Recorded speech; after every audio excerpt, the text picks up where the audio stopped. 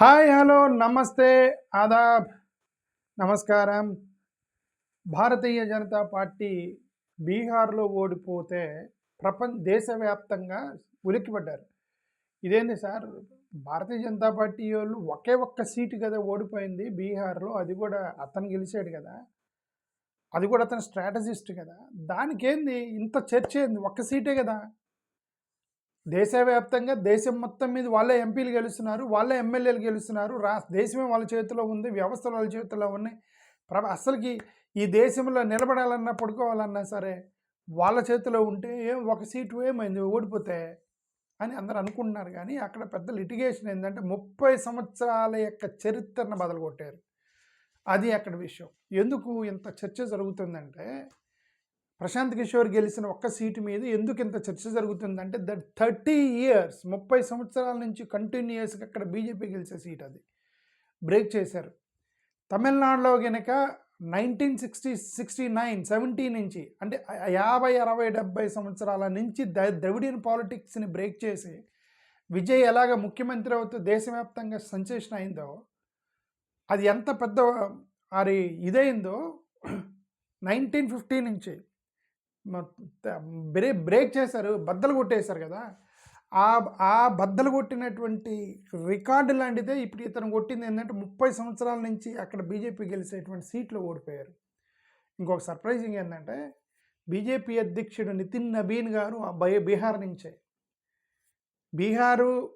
బీహార్లో ఉన్నటువంటి బీజేపీ అధ్యక్షుడు, నేషనల్ అధ్యక్షుడిగా పెట్టారు, ఒక యంగ్స్టర్ని పెట్టారు, చాలా యంగ్ నితిన్ నబీన్ గారు. ఓకే, ఆ యంగ్స్టర్ని అక్కడ పెట్టారు.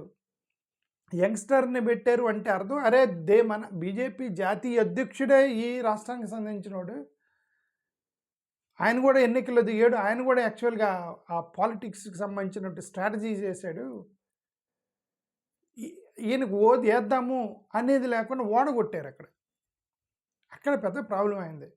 ఇప్పుడు నితిన్ నబీన్ గారిని పిలిచి వాళ్ళు అమిత్ షా గారు, నరేంద్ర మోడీ గారు, ఇప్పుడు ఆర్ఎస్ఎస్ వాళ్ళు పెద్ద మీటింగ్ పెట్టారు ఆల్రెడీ.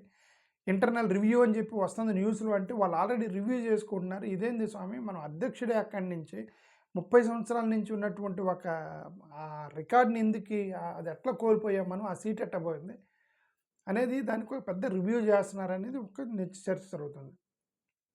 రెండోది, కాంగ్రెస్ వాళ్ళు ఇచ్చిన షాక్. కాంగ్రెస్ వాళ్ళు ఒక సీటు గెలిచారు, అది కూడా బీజేపీ వాళ్ళ సీటు. ఐ థింక్ గుజరాత్ డాల్టానో ఎక్కడో, కరెక్ట్గా గుర్తులేదు, ఒక సీట్ అయితే గెలిచారు కాంగ్రెస్ వాళ్ళు. అది మధ్యప్రదేశ్ గుజరాత్ మధ్యప్రదేశ్లో ఒక సీట్ గెలిచారు, అది యాక్చువల్గా బీజేపీ వాళ్ళ సీట్. అది అక్కడ చాలా సర్ప్రైజింగ్గా కాంగ్రెస్ దోబుషలాడుతూ వచ్చారు బీజేపీ వాళ్ళు. ఒకసారి ఫస్ట్ కాంగ్రెస్ వాళ్ళకి లీడింగ్ వచ్చింది, తర్వాత బీజేపీ అతను ఫుల్ లీడింగ్ వచ్చింది, ఇంకా అందరూ గెలిచి ఆ బీజేపీ వాళ్ళు గెలిచారు, వాళ్ళ సీటు కదా వాళ్ళు గెలుచుకుంటారు అనుకున్నారు. బట్ లాస్ట్ మూమెంట్కి వచ్చేసరికి 7,000 తోటి కాంగ్రెస్ వాళ్ళు గెలిచారు. అంటే అర్థమేంటి, 2 సీట్లు వాళ్ళ కాని 2 సీట్లని వాళ్ళు కోల్పోవటం అనేది ఇప్పుడు పెద్ద ఇష్యూ. కర్ణాటకలో 2 కాంగ్రెస్ సీట్లు వాళ్ళది గెలిచారు కాబట్టి ఇష్యూ కాదు. ఓకే, మహారాష్ట్రలో 2 సీట్లు కూడా ఎన్సీపీ ప్లస్ అక్కడ బీజేపీ వాళ్ళు గెలుచుకున్నారు, వాళ్ళ సీట్లు కాదు, ఇష్యూ కాదు. The issue is that why Bihar Prashant Kishor won over 30 years stronghold constituency, and in Madhya Pradesh why Congress won over the BJP, and this is going to be a big issue according to, at least this is a big worry and concern for the Bharatiya Janata Party at least. అందుకని ఇది negative signal వస్తుంది, wrong signal వెళ్తుంది. అయితే ఇక్కడ ఒక surprise ఏంటంటే, ఇలా negative signal, wrong signal గతంలో కూడా వచ్చాయి. గతంలో చిన్న ఎన్నికలు జరిగినప్పుడు, బైపోల్స్ జరిగినప్పుడు, కొద్దిగా ఉన్నటువంటి ఎన్నికలు అంటే కొద్దిగా అంత ఇంపార్టెంట్ కాదన్నప్పుడు చిన్న రాష్ట్రాలు, కేరళ లాంటి రాష్ట్రాలు ఇట్లాంటివి జరిగేటప్పుడు పెద్దగా పట్టించుకోరు అనమాట. అంటే మోడీ గారు, అమిత్ షా గారు పట్టించుకోరు. మోడీ గారు, అమిత్ షా గారు పెద్దగా ఫోకస్ చేయరు, బైపోల్స్ కదా అవి అని. అక్కడ అపోజిషన్ వాళ్ళు గెలుస్తున్నారు, ఇండియా బ్లాక్ వాళ్ళు గెలుస్తున్నారు అక్కడ ఎప్పుడు. కానీ ఎక్కడైతే ఇది వస్తుందో, ఎక్కడైతే ఈ పెద్ద ఎన్నికలు వస్తున్నాయో, ఎక్కడైతే వాళ్ళు ఫోకస్ చేస్తున్నారో, మోడీ గారు, అమిత్ షా గారు ఫోకస్ చేస్తున్నారో, ఎక్కడైతే ఎలక్షన్ కమిషన్ ఫోకస్ చేస్తుందో అక్కడ వాళ్ళు గెలుస్తున్నారు.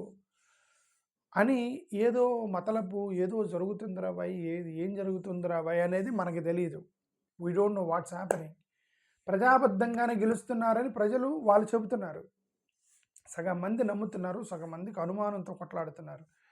ఈ బైపోల్స్లోనేమో మనం గెలుస్తున్నాము, మెయిన్ ఎన్నికలు వస్తే వాళ్ళు గెలుస్తున్నారు, సర్వేలు మొత్తం మనం గెలుస్తామని చెప్తున్నాయి, మెయిన్ మాత్రం వాళ్ళు గెలుస్తున్నారు. ఏం జరుగుతుందిరా అని ఎవరికి అర్థం కావట్లా.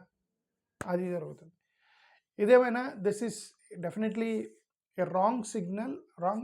రాంగ్ సిగ్నల్ అంటే a concern, a worry definitely for NDA government. వచ్చే రోజుల్లో అసలు ఎన్డీఏ గవర్నమెంట్ అధికారంలో ఉండిద్దా లేదనేది అదొక పెద్ద కన్సర్న్, 100% కన్సర్న్ అయింది అది. ఓకే.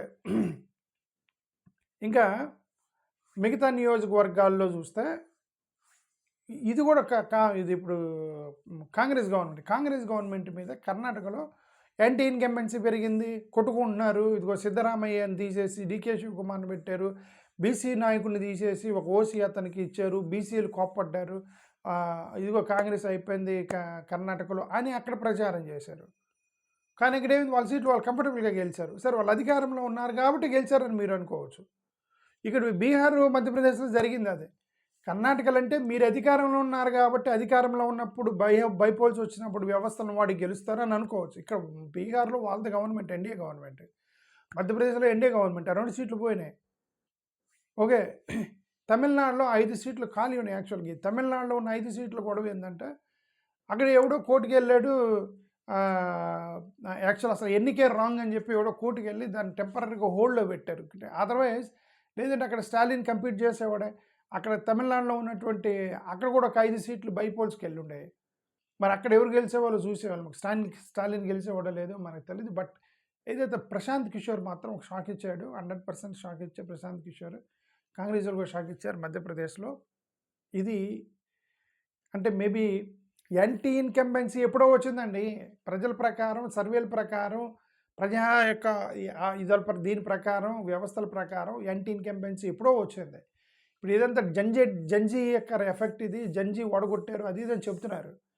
ఈ జంజీ అయి ఉండవచ్చేమో, ఎందుకంటే కొద్దిగా సోషల్ మీడియాలో ఇంపాక్ట్ వచ్చింది. సోషల్ మీడియాలో పిల్లలు మాట్లాడుతున్నారు, సోషల్ మీడియాలో వాళ్ళ అభిప్రాయాలు చెప్పగలుగుతున్నారు. మరీ అంత గతంలో అంత భయం లేదు, ఊరికే టెక్నికల్ కేసులు పెట్టి లోపలేస్తున్నారు.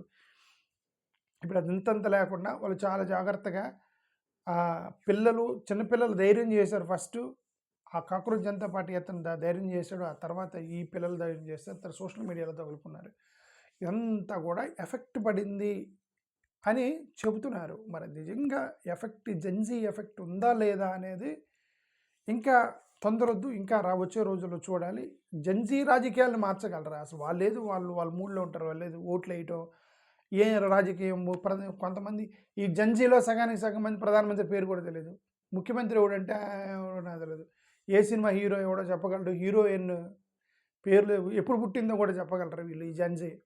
ఓకే.